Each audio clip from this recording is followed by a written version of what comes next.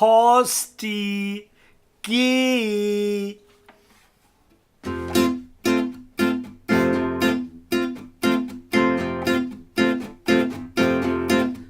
Hallo, ist das nicht der Seehofer?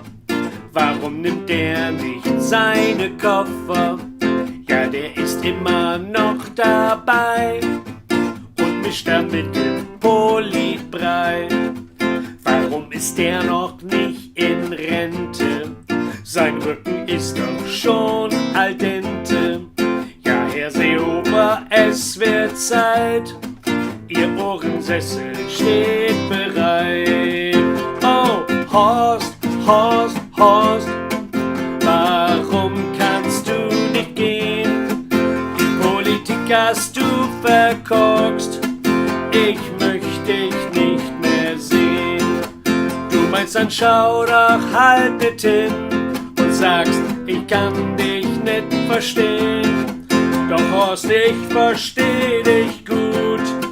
Nimm jetzt endlich deinen Hut.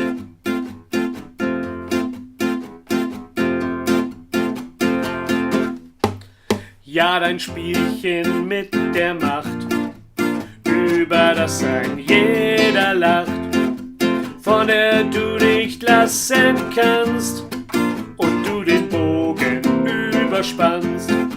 Horst, du sagst, du trittst zurück, leider nur ein kleines Stück, dann preschst du wieder nach vorn, doch leider hast du schon verloren.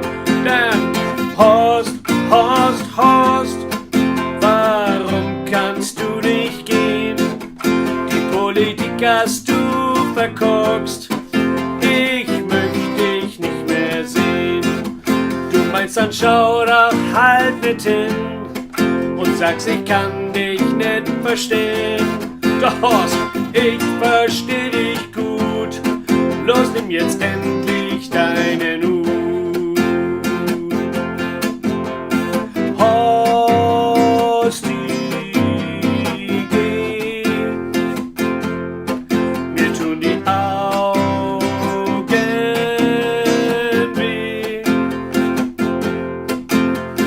Horsti, geh. Mir tun die Augen weh, wenn ich dich seh. Horst, Horst, Horst, warum kannst du nicht gehen? Oh, die Politik hast du verkorkst. Ich kann dich nicht mehr sehen. Du meinst, dann schau doch halt nicht hin und sagst, ich kann dich nicht verstehen. Doch Horst, ich versteh dich gut.